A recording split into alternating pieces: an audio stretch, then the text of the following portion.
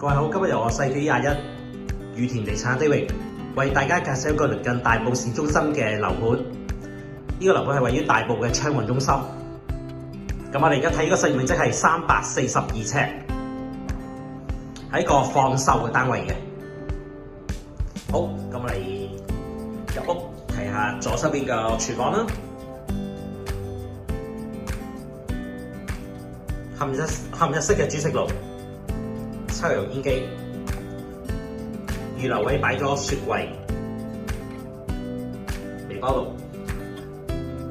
咁呢個客飯廳係呈現一個女子廳嘅設計嚟嘅。側邊呢度可以擺張食飯嘅餐台，另外嗰邊咧係要擺個電視地櫃。業主已經做咗一個入咗牆嘅裝置，咁側邊度可以擺個梳化。咁樣廳個景觀物都好開揚，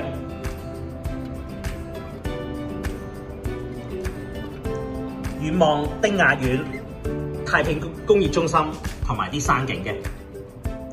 咁大埔昌運中心咧就做咗大維修，同埋啱啱電梯都換晒㗎啦。咁我睇埋浴室。咁浴室就做咗個企缸嘅設計啦，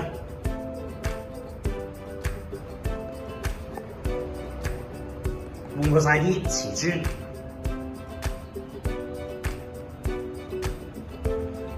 咁我睇埋房間，房間就原先兩房，業主就打通咗一個超大房嘅。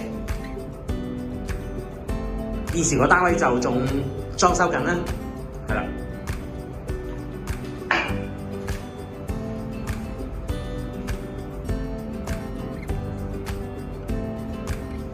咁啊睇埋房間嘅景觀，咁啊房間咧就遠望到啲河景嘅遠景。